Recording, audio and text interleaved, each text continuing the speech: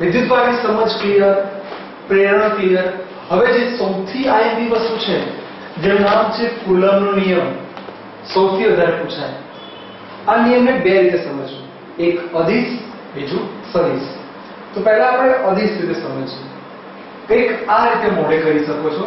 F ચલે છે q1 q2 r².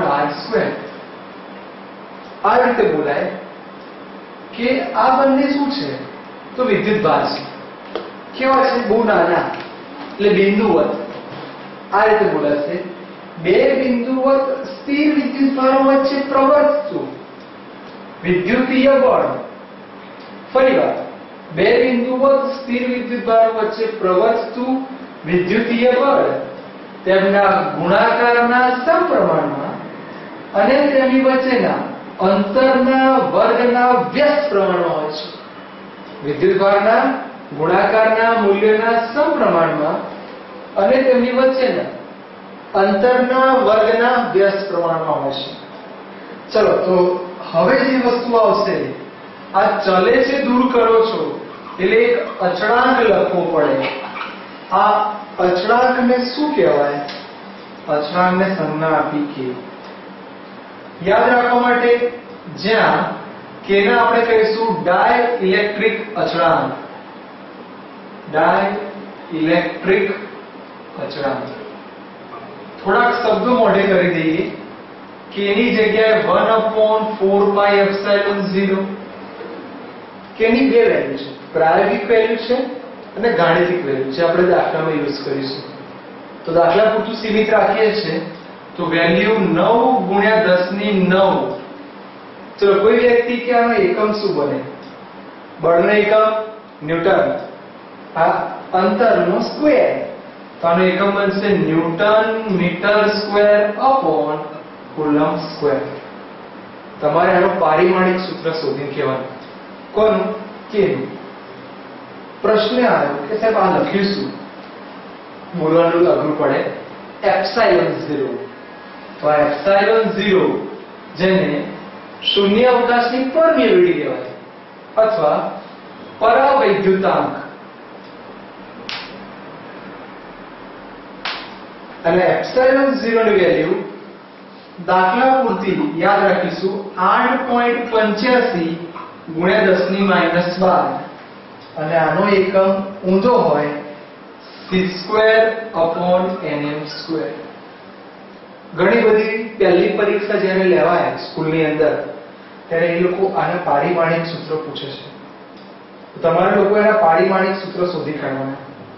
કુલમ્બનું તમને આવડે છે, ન્યૂટન બળનું આવડે છે, અંતર મીટરનું આવડે છે.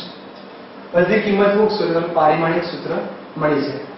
એ પૈકી એક તમને શીખવાડી દઈએ, જેમ કે ε0. ચલો, કુલમ્બ એટલે q2, ન્યૂટન તો ન્યૂટન એટલે બળ m1 L1T-2. બળ m1 L1T-2 અને અંતર એટલે મીટર L2. તો હવે લખાય શું? તો જોજો, આ ઉપર આવશે m-1. L ની 1 અને 2, ટોટલ ઘાત 3, તો L3 T. -2 ઉપર આવે +2 Q2.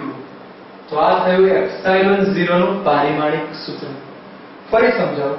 m-1 1 અને 2, 3 ઘાત T. -2 ઉપર આવે તો +2 અને Q2. તો તમારે ε0 કરતા ઊંધું કોનું હશે? k નું. અને એક વાક્ય એ કહી દઈએ કે q ની જગ્યાએ તમે at લખી નાખો તો તમને a ના સંદર્ભમાં બી મળી છે. તો આપણે એક્ઝામ એ ચેક કરવાનું q માં લાવવાનું છે કે a માં લાવવાનું છે, એ પ્રમાણે આન્સર લાવવાનો. તો પહેલા આપણા માટે જે બહુ જ કામનું સૂત્ર છે એને હાઇલાઇટ કરી નાખીએ કે F = k q1 q2/r², જ્યાં k ને ડાઇલેક્ટ્રિક અચળાંક કહેવાય. કોઈ વ્યક્તિ આ કિંમત અંદર મૂકે છે તો F = 1/4πε0 q1 q2/r². યાદ રાખજો, ε0 માત્ર શૂન્ય અવકાશ માટે જ લાગુ પડે. ε0 એ શૂન્ય અવકાશ માટે લાગુ પડે. પણ જ્યારે કોઈ માધ્યમની વાત થાય ત્યારે અહીંયા એવું લખી દઈએ કે પર્ટિક્યુલર માધ્યમ શબ્દ વાપરો છો તો ε0 ની જગ્યાએ એકલું એપ્સિલોન લખીએ છીએ. તો ચલો સૂત્ર શું આવશે? f' 1/4π એપ્સિલોન, આ બધું એમને q1 q2/r². આ બંને વસ્તુ એટલા માટે સમજાવી હતી કે હવે આનો ભાગાકાર કરીશું, બધું ઉડી જાય. તો એક વાક્ય યાદ રાખો, એક ખાસ અગત્યનું વાક્ય કે રકમમાં જ્યારે માધ્યમ શબ્દ આવે અર્થાત ડાઇલેક્ટ્રિક અચળાંક k ની વાત હોય, ફરી બોલું છું, માધ્યમ શબ્દ આવે, ડાઇલેક્ટ્રિક અચળાંક k ની વાત છે, તો હંમેશા એનું બળ k માં ભાગનું થઈ જાય. દાખલો આખો ગણવા નહીં બેસવાનો કારણ કે સમય ઓછો છે, MCQ નો આન્સર સ્પીડમાં લાવવાનો છે. તો ડાયરેક્ટ આપણે આ સૂત્ર જ મોડે કરી દઈએ કે f' f/k. કોઈ વ્યક્તિ એવું કહે છે કે લાગતું બળ 10 ન્યૂટન છે અને માધ્યમનો ડાઇલેક્ટ્રિક અચળાંક 2 છે, તો 10/2 જવાબ આવશે 5 ન્યૂટન. તો આપણે આ સમજવા માટે ઉપયોગી, પણ સૂત્ર કયું કામનું? f' f/k. ક્યારે લાગુ પાડવાનું? કે રકમમાં જ્યારે માધ્યમ શબ્દ આવે ત્યારે. તો અહીંયા આપણે એક અગત્યનું સૂત્ર જોયું, કોને શું બોલાય એ વેલ્યુ જાણી, પારિમાણિક સૂત્ર શીખ્યા અને આના ઉપરથી એક શોર્ટકટ આવી જે માધ્યમ માટે લાગુ પડે. તમને એક કામ સોંપું છું કે આની અંદર જો ટકાવારી પૂછે, ધારો કે એવું કે વિદ્યુત ભાર શબ્દ આવે છે તો વિદ્યુત ભારમાં 10% નો વધારો કરીએ, આવું પૂછે કે વિદ્યુત ભારમાં 10% નો વધારો કરીએ અને અંતરમાં 10% નો ઘટાડો કરીએ. બે શબ્દો પૂછે, અહીંયા 10% વધારવાના છે અને અહીંયા 10% ઘટાડવાના છે, તો બળનો આન્સર શું આવે એ તમારે શોધી લેવાનું. મેં તમને કેટલું સમજાવ્યું અને કંઈક ટ્વિસ્ટ પૂછ્યું. તો આ હતું કુલમ્બનો નિયમ અદિશ સ્વરૂપે.